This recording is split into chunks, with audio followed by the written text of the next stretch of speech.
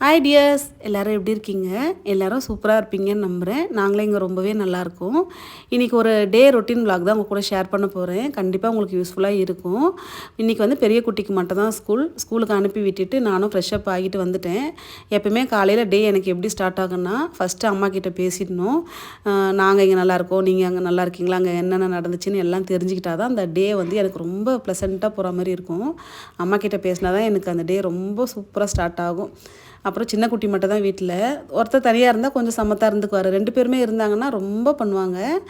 அவர் கொஞ்சம் சைலண்ட்டாக தான் இருந்தார். கொஞ்சம் ஃப்ரூட்ஸ்லாம் வந்து அவருக்கு மிட் மார்னிங் ஸ்நாக்ஸாக கொடுத்துட்டு வேலையை பார்க்கலான்னு ஸ்டார்ட் பண்ணிட்டேன். வாரத்தில் ஒரு 2லேருந்து 3 முறை கண்டிப்பாக ஹேர் வாஷ் பண்ணிவிடுவேன். ஆனால் வந்து ஒரு வாஷ்க்கு வந்து ஹெவியாக ஷாம்பெல்லாம் யூஸ் பண்ண மாட்டேன். ஃபஸ்ட்டு தலைக்கு நல்லா எண்ணெய் அப்ளை பண்ணிவிட்டு, எண்ணெய் வந்து நல்லா சொட்டுற அளவுக்கு ஃபுல்லாக ஸ்கேல்ப் ஃபுல்லாக அப்ளை பண்ணிவிட்டு அதுக்கப்புறம் தான் வாஷ் பண்ணுவேன். அதுவும் 3 முறைன்னா ஒரு முறை மட்டும் ஷாம்பு நல்லா போடுற மாதிரி இருக்கும். மற்ற 2 முறை வந்து ரொம்ப மைல்டாக தான் ஹேர் வாஷ் பண்ணுவேன். ஹேரை வந்து இதே மாதிரி பண்ணோன்னா கொஞ்சம் மெயின்டைன் ஆகும். நம்ம வாரத்தில் எத்தனை நாள் தலை குளிக்கிறோன்றலாம் விஷயம் கிடையாது. ஆனால் அந்த கெமிக்கலான ஷாம்பு எவ்வளோ யூஸ் பண்ணுறது பொறுத்து தான் நம்ம முடி வந்து மெயின்டைன் ஆகும். மோஸ்ட்லி வந்து இந்த ப்ளோ ட்ரையர்லாம் யூஸ் பண்ண மாட்டேன். நம்ம சமைக்கும் போது நம்ம கொஞ்சம் மாடிக்கு போவோம், துணி காய வைப்போம், அப்படி இப்படின்னு வேலை செய்யும் போது நல்லா வந்து ஏர் வந்து காஞ்சிரும். இன்றைக்கி வந்து கொஞ்சம் குக்கிங் கொஞ்சம் ஸ்பெஷலாக பண்ணலான்னு சொல்லிட்டு தான் யோசிச்சுட்டு இருந்தேன். எனக்கு ரொம்ப நாள் அந்த நெய் சோறு சாப்பிட்ணும் போல் இருந்தது. முஸ்லீம் ஸ்டைலில் பிரியாணி எவ்வளோ ஃபேமஸோ அதே மாதிரி தான் நெய் சோறும். நெய் சோறு வந்து ரொம்ப மைல்டாக இருக்கும், குழந்தைங்களுக்கும் ரொம்ப பிடிக்கும். அது கூட வந்து நல்லா காரசாரமாக மட்டன் கிரேவி அந்த மாதிரி சிக்கன் கிரேவியெல்லாம் வச்சு சாப்பிடுவாங்க. நான் வந்து இன்றைக்கி பன்னீர் வச்சு தான் ஒரு குருமா ரெடி பண்ணலான்னு நினச்சிட்டு இருந்தேன். பன்னீரில் ஒயிட் குருமா பண்ணலான்னு சொல்லிட்டு ரொம்ப குயிக்காக பண்ணிடலாம். டேஸ்ட்டும் ரொம்பவே நல்லாயிருக்கும். கிச்சன் வந்து முடியும் போதெல்லாம் நான் க்ளீன் பண்ணி வச்சுருவேன். நம்ம எப்போ கிச்சனுக்குள்ளே வந்தாலும் நம்மளுக்கு ஒரு ப்ளசண்ட்டாக இருக்கிற மாதிரி இருக்கணும். அப்போ தான் வேலை செய்கிறதுக்கு பிடிக்கும். இஞ்சி பூண்டு பேஸ்ட்லாம் கொஞ்சம் தீர்ந்து போயிருந்தது. அதையும் வந்து கையோடு அரைச்சி வச்சுட்டேன். ஒரு 4லேருந்து 5 நாளைக்கு வர மாதிரி அரைச்சிக்கிட்டேன். இஞ்சி பூண்டு பேஸ்ட் அரைக்கும் போது ஒரு 2-3 பச்சை மிளகா, அதுக்கப்புறம் கொஞ்சமாக இஞ்சி போட்டு அரைச்சி வச்சுக்கிட்டோன்னா ரொம்ப ஃப்ரெஷ்ஷாக இருக்கும். மோஸ்ட்லி வந்து ரொம்ப நாளைக்கு எல்லாம் ஸ்டோர் பண்ணி வச்சு நம்ம யூஸ் பண்ணுற மாதிரி அரைக்கக்கூடாது. ஃப்ரெஷ்ஷாக நம்ம யூஸ் பண்ணுறதுக்கும் இப்போ நம்ம ரொம்ப நாள் ஸ்டோர் பண்ணி எடுத்து யூஸ் பண்ணுறதுக்கும் நிறைய டிஃப்ரெண்ட் இருக்கும். இப்போ நம்ம இருக்க பிஸி லைஃப்பில் ஒரு 4 நாளைக்காச்சும் அரைச்சி வச்சா கொஞ்சம் நல்லா இருக்க மாதிரி இருக்குது.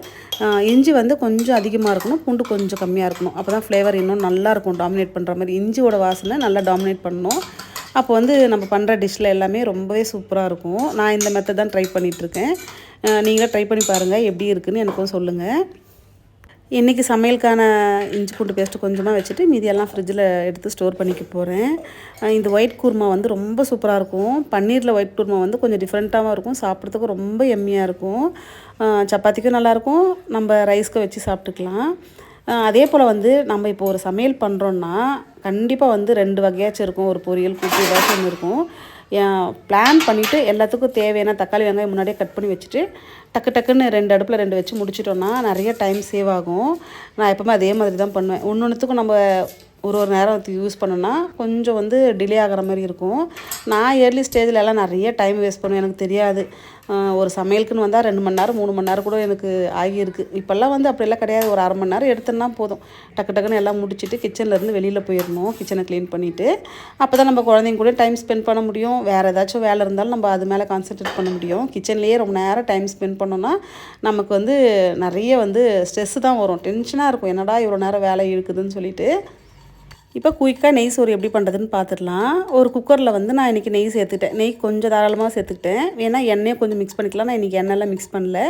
நெய் நல்லா மெல்ட் ஆன உடனே வந்து 2 பிரியாணி இலை, 2 ஏலக்காய், ஒரு 3 கிராம்பு, இவ்வளோ தான் மைல்டாக போட்டு கொஞ்சமாக வந்து சோம்பு சேர்த்துருக்கேன்.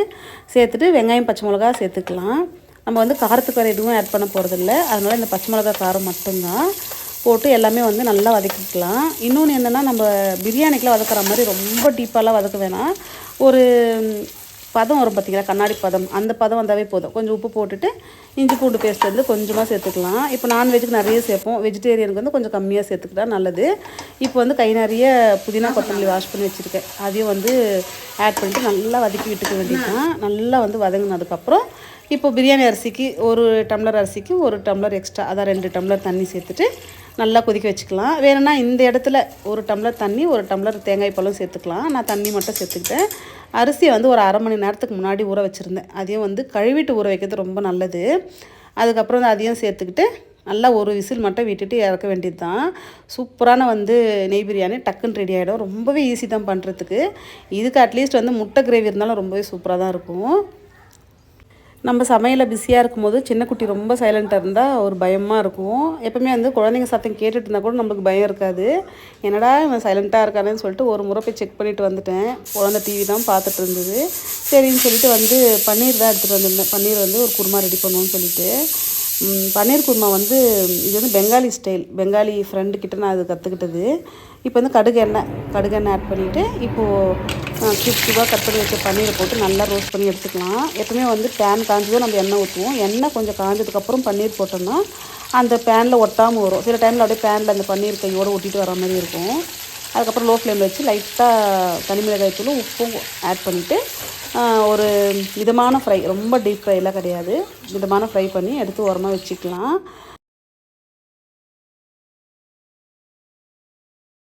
நான் வந்து இந்த மாதிரி சமைக்கும் போது இல்லை மோஸ்ட்லி வீட்டில் தனியாக இருக்கும் போதும் ஏதாச்சும் ஒரு பாட்காஸ்ட்டு, யாராச்சும் ஒரு கதை இல்லைனா நிறைய வந்து த்ரில்லரு கதையெல்லாம் யூடியூப்பில் இருக்கும். அதெல்லாம் போட்டு வச்சுட்டு நான் பாட்டுக்கு வேலை செஞ்சிட்ருப்பேன். நமக்கு வந்து யாரோ நம்ம கூட இருக்கா மாதிரி இல்லை ஏதோ ஒரு நாலேஜான விஷயம் தெரிஞ்சுக்கிற மாதிரி இருக்கும். எனக்கு இது ரொம்பவே பிடிக்கும். என்ன மாதிரி யார் இருக்கீங்கன்னு சொல்லிட்டு மறக்காமல் கமெண்ட் பண்ணுங்கள். இப்போ குருமாவுக்கு வந்து ஒரு பேனில் கொஞ்சமாக வந்து 2 கிராம்பு 2 ஏலக்காய் வெங்காயம் சேர்த்துருக்கேன். வெங்காயம்லாம் நல்லா வதக்கிக்கலாம். வெங்காயம் இந்த பிரியாணிக்கெலாம் வதக்குவோம் பார்த்திங்களா, அந்த மாதிரி நல்லா வந்து ஃப்ரை பண்ணுற மாதிரி எடுத்துக்கலாம். இந்த கேப்பில் வந்து பெரிய குட்டியை வந்து ஹஸ்பண்ட் கூட்டிகிட்டு வந்துட்டாங்க. சரி, அவங்களே கொஞ்சம் நேரம் பார்த்துட்டு திரும்ப வந்து வெங்காயம் வதங்கினதுக்கப்புறம் பொட்டுக்கடலை கொஞ்சம் சேர்த்துக்கிட்டேன். பொட்டுக்கடலையும் போட்டு நம்ம ஃப்ரை பண்ணி எடுத்துக்கலாம். இறக்குற ஸ்டேஜில் போடணும். இந்த இடத்துல வந்து நம்ம முந்திரியும் சேர்த்துக்கலாம். முந்திரிக்கு பதில் நான் இன்றைக்கி பொட்டுக்கடலை சேர்த்துருக்கேன். போட்டு நல்லா எடுத்து ஆற வச்சு இதை ஃபைன் பேஸ்ட்டாக அரைச்சி எடுத்துக்க போகிறோம். இந்த கிரேவி ரொம்ப ரொம்ப குயிக்காக பண்ணிடலாம், ஈஸியாக பண்ணிடலாம். டேஸ்ட் வந்து காம்ப்ரமைஸே ஆகாது. இப்போ வந்து அதே பேனில் கொஞ்சமாக சோம்பு சேர்த்துட்டு 2 பிரியாணி எல்லாம் சேர்த்துருக்கேன். அரைச்சி வச்ச பேஸ்ட்டும் சேர்த்துட்டு நல்லா ஃப்ரை பண்ணிக்கலாம். ஏற்கனவே வந்து வெங்காயம் ஃப்ரை ஆனதுனால ரொம்ப நேரம் ஃப்ரை பண்ண தேவையில்ல. கொஞ்சம் நேரம் சும்மா ஒரு ஃப்ரை பண்ணிவிட்டு அந்த ஜார்லேயே கொஞ்சம் தண்ணி சேர்த்து நல்லா மிக்ஸ் பண்ணிவிட்டு இப்போ அது கூட நம்ம என்ன சேர்க்க போகிறோன்னா தயிர், தக்காளி எல்லாம் இதில் ஆட் பண்ண தேவையில்லை. தக்காளி எல்லாம் இல்லாமல் தான் இந்த குருமா செய்ய போகிறோம். தயிர் ஆட் பண்ணிவிட்டு நல்லா வந்து ஒரு மிக்ஸ் கொடுத்துக்கலாம். மிக்ஸ் கொடுத்துட்டு தயிர் வந்து ரொம்ப நேரம் வந்து கொதிக்கணும் அவசியம் கிடையாது. சும்மா வந்து ஒரு அப்படியே பபிள்ஸ் மாதிரி வரும் பாருங்கள். அந்த ஸ்டேஜில் வந்து நம்ம ஃப்ரை பண்ணி வச்சுருக்க பன்னீரும் சேர்த்துக்க வேண்டியது தான். பன்னீரை சேர்த்துட்டு நல்லா வந்து கலந்து விட்டுட்டு லோ ஃப்ளேமில் வச்சு ஒரு 2-3 நிமிஷம் வந்து அது எல்லாமே அப்சர்வ் ஆகி ஒரு கலர் மாறும். அந்த ஸ்டேஜில் நம்ம ஆஃப் பண்ணிக்க வேண்டியது தான். நிறைய வந்து கொத்தமல்லி சேர்த்து இறக்கிடலாம். இப்போ வந்து நெய் சோறு வந்து சூப்பராக ரெடி ஆகிடுச்சு. நெய் சோறு வந்து நல்லா வந்து மிக்ஸ் பண்ணி விட்டுக்கலாம். இது மேலே கொஞ்சமாக நெய் ஆட் பண்ணிக்கலாம். நான் ஆட் பண்ணல. நல்லா கலந்து விட்டுட்டு நம்ம சர்வ் பண்ண வேண்டியது தான். கண்டிப்பாக வாரத்தில் ஒரு 2 நாளைக்கு நம்ம வீட்டில் இந்த மாதிரி 1 pot ரைஸ் இருக்கும். வெஜ் பிரியாணி இல்லாட்டி வந்து பன்னீர் பிரியாணி அந்த மாதிரிலாம். அது என்னவோ அதுக்கு ரொம்ப அடிக்டான மாதிரி இருக்குது. வேலையும் ஈஸியாக முடிகிற மாதிரி இருக்கும். இப்போ குழந்தைங்களுக்கு போட்டு ஊட்டிட வேண்டியது தான். கண்டிப்பாக இந்த விலாக் உங்களுக்கு பிடிச்சிருக்குன்னு நம்புகிறேன். பிடிச்சிருந்தா மறக்காமல் சப்ஸ்கிரைப் பண்ணி சப்போர்ட் பண்ணுங்கள். லைக் போட மறந்துடாதீங்க. எனக்கு வந்து கமெண்ட் பண்ணுங்கள் என்னோடய விலாக்ஸ் எப்படி இருக்குது, நான் எப்படி யூஸ்ஃபுல்லான கண்டென்ட் கொடுக்குறேனான்னு சொல்லிவிட்டு. தேங்க்ஸ் ஃபார் வாட்சிங். பை.